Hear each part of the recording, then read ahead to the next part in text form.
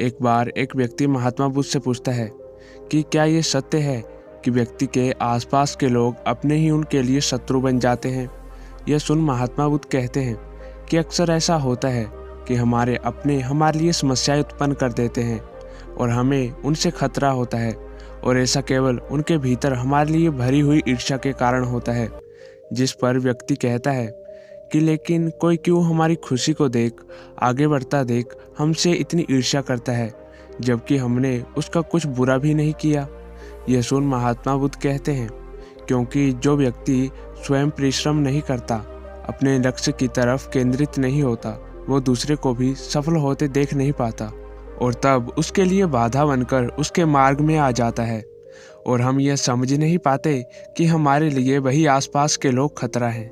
यह सुन वह महात्मा से कहता है, कोई कैसे अपने के लिए शत्रु बन जाता है, मैं इस पे यकीन नहीं करता।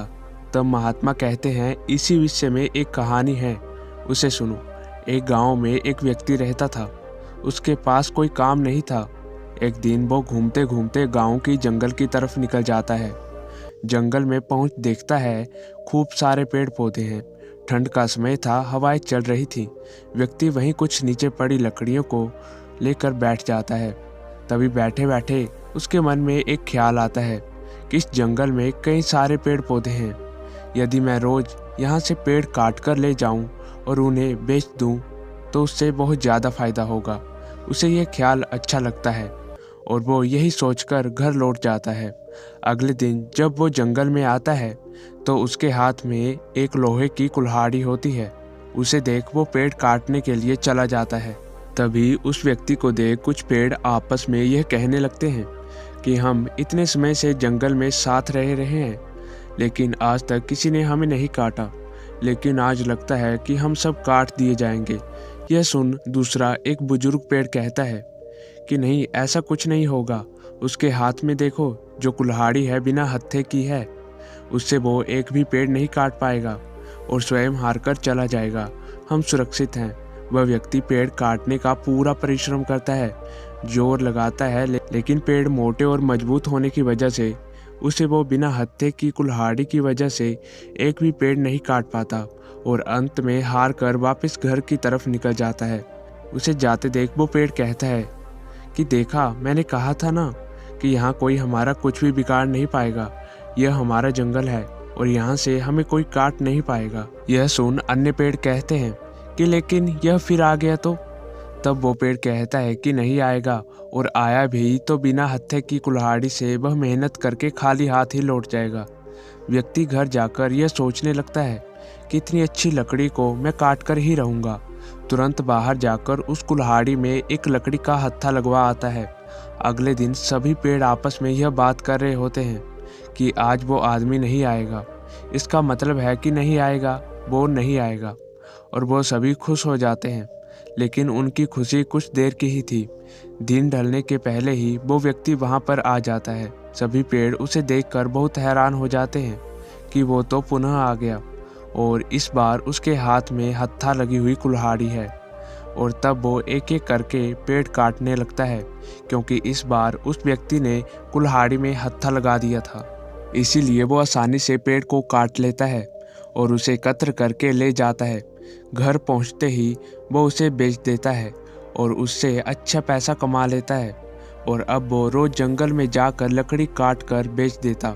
और इस तरह अंत में वो सभी पेड़ उदास हो जाते और एक एक करके कटने लगते। इस तरह महात्मा अपनी कहानी के अंत में सभी से कहते हैं, जिस प्रकार एक लकड़ी दूसरी लकड़ी के लिए शत्रु बन गई, उसी प्रकार मनुष्य के साथ उसके जीवन में भी होता है। यदि केवल कुल्हाड़ी लोहे की रहती तो पेड़ का कुछ बिगाड़ नहीं पाई, लेकिन जैसे ही उसमें लकड़ी का हत्था लग गया तो वहीं अन्य लकड़ियों के लिए समस्या बन गई और आसानी से पेड़ कट गए। उसी तरह हमारे जीवन में, समाज में हमारे अपने ही हमारे लिए शत्रु बन जाते हैं। यह सुन व्यक्ति कहता है कि फिर ऐसे में क्या करना चाहिए ताकि हम उनसे बच सकें?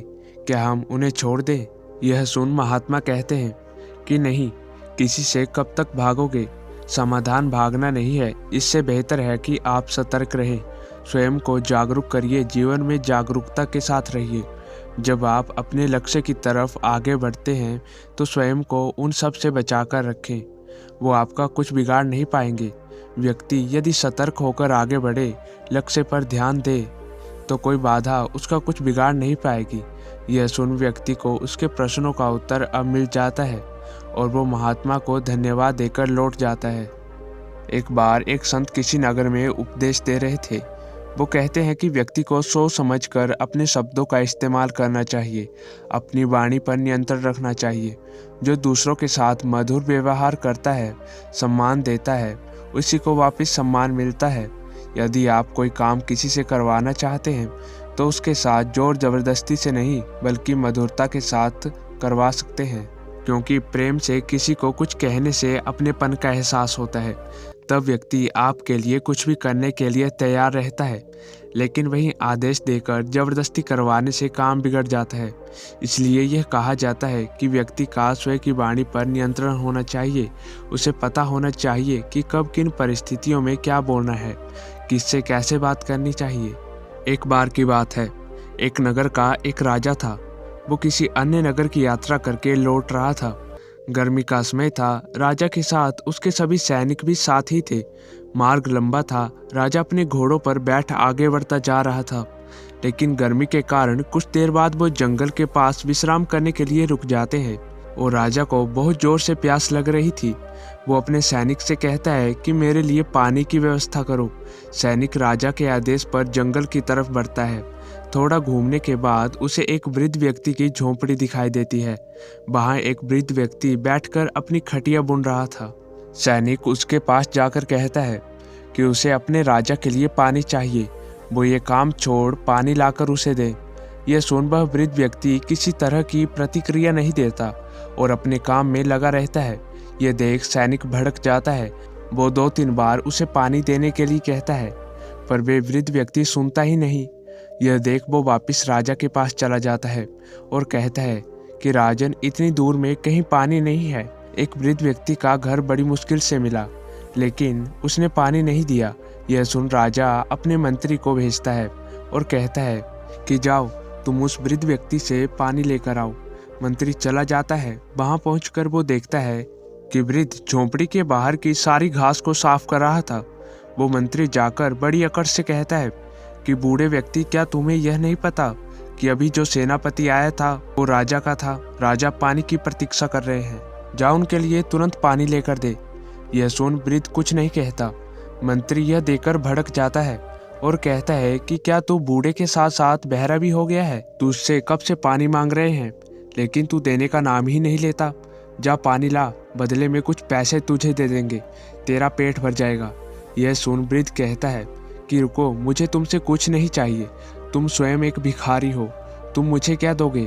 तुम जो स्वयं मेरे पास मांग रहे हो, मैं नहीं, और तुम जैसे को पानी नहीं दूंगा। जा, यहाँ तेरे जैसों के लिए कुछ भी नहीं है। यह सुन मंत्री भड़क जाता है कि एक वृद्ध उससे ऐसे कैसे बात कर सकता है। वो आग बबूला होकर चला जाता है और राजा के समक्ष जाकर कहता है, महाराज, वो बहुत ही अकड़ू वृद्ध है। उसने मुझे पानी देने से इनकार कर दिया और दुर्व्यवहार भी किया। यह सुन अब महाराज कहते हैं कि इस बार मैं स्वयं जाता हूँ। और वो मंत्री और पूरी सेना को छोड़कर सामने झोंपड़ी की ओर चला जाता है। वहां जाकर राजा वृद्ध व्यक्ति को प्रणाम करके कहता है कि आपके काम में आपको परेशान करने के लिए क्षमा चाहता हूँ बाबा, लेकिन मैं एक यात्री हूँ। मार्ग लंबा था और मुझे जोर से प्यास लग रही है। क्या आप मुझे पानी पिला सकते हैं? यह सुन वृद्ध उठ जाता है और बड़े ही प्रेम से कहता है कि जी महाराज, रुकिए, वहाँ पास में खड़ी खटिया को मैं बिछा देता हूँ। और बैठने के लिए बोलकर भीतर जाकर एक लोटे में घड़े का ठंडा पानी लेकर दे देता है और कहता है कि इसे ग्रहण करें। यह मेरा सौभाग्य है कि आप जैसे सज्जन को पानी पिलाने का अवसर मुझे मिला। यह सुन राजा लोटे का पानी पी लेता है और वृद्ध को धन्यवाद देता है और कहता है कि यदि आपको बुरा न लगे तो मैं आपसे एक प्रश्न पूछ सकता हूँ। यह सुन वृद्ध कहता है कि अवश्य महाराज। तब वो कहता है कि कुछ देर पहले मेरे मंत्री और सेनापति भी आपसे पानी मांगने आए थे, लेकिन आपने उन दोनों को पानी नहीं दिया, मुझे एक बार में ही दे दिया। ऐसा क्यों? यह सुन वृद्ध व्यक्ति जोर से हंसता है और कहता है कि मैं जानता हूँ कि वो आपके मंत्री थे, लेकिन मेरा ऐसा करने के पीछे एक कारण था। व्यक्ति की वाणी के व्यवहार से हर व्यक्ति के वास्तविक स्तर का पता चल जाता है। जब आपके दोनों व्यक्ति मेरे पास आए, उनका व्यवहार वाणी बहुत ही कटु थी। उसमें वो मांग नहीं रहे थे, आदेश दे रहे थे। उन्हें यह पता नहीं था कि किससे कैसे व्यवहार करना चाहिए और क्या बोलना चाहिए। उनका व्यवहार इतना खराब था जो मुझे बिल्कुल नहीं भाया। उन्होंने न केवल दुर्व्यवहार किया बल्कि मेरा अपमान भी किया, और ऐसे व्यक्ति की मैं कभी सहायता नहीं करता हूँ। अब रही बात आपकी, आपने एक राजा होकर इतनी विनम्रता से बात की, इतनी सहजता से मेरे पास आए, यही काफ़ी था। यही कारण है कि मैंने आपकी बात को सुना, उनकी नहीं। बहुत सीधी सी बात है, कोई भी व्यक्ति क्यों ना हो, चाहे राजा हो चाहे रंग हो, व्यक्ति की वाणी में नम्रता होनी चाहिए, मधुरता होनी चाहिए। जब हम अपनी वाणी को सदैव मीठा रखते हैं, मधुर वचन बोलते हैं, सभी को एक सम्मान देते हैं, प्रेम देते हैं, स्वयं की मीठी बोली से किसी को दुख नहीं बल्कि सम्मान देते हैं, स्नेह देते हैं, तो हर कोई हमें सम्मान देता है, अपने पास चाहता है, उनके लिए कुछ भी करता है। लेकिन वहीं हम उनके साथ कड़वा बोलेंगे तो कोई भी कभी भी आपको प्रेम नहीं देगा। आप एक राजा हैं, आपने अपनी वाणी का सहज भाव रखा और परिणाम आपके सामने है। यह सुन राजा उठकर खड़ा हो जाता है और कहता है कि सत्य कहा आपने, व्यक्ति को सोच समझकर ही बोलना चाहिए। मेरे जो मंत्री ने आपके साथ व्यवहार किया उसके लिए मैं क्षमा चाहता हूँ। और इतना कह के वो वहाँ से आगे बढ़ जाता है। मंत्री और सेनापति के पास जाकर वो कहता है कि आगे बढ़ते हैं। मंत्री और सेनापति पूछते हैं कि क्या आपने पानी पी लिया? राजा कहता है कि हाँ। यह सुन वो कहते हैं कि लेकिन ऐसा कैसे, हमें तो उसने कोई उत्तर ही नहीं दिया, दुर्व्यवहार अलग किया, आपको कैसे पानी दे दिया? यह सुन राजा कहते हैं कि जिस दिन तुम दोनों स्वयं की वाणी पर संयम रख लो, फिर जान जाओगे कि व्यक्ति को कब और कैसे किस तरह से बोलना चाहिए। वो स्वयं सम्मान का पात्र बन जाएगा। इतना कहे राजा आगे बढ़ जाता है। अर्थात इस कहानी द्वारा बहुत सरल बात कही गई है।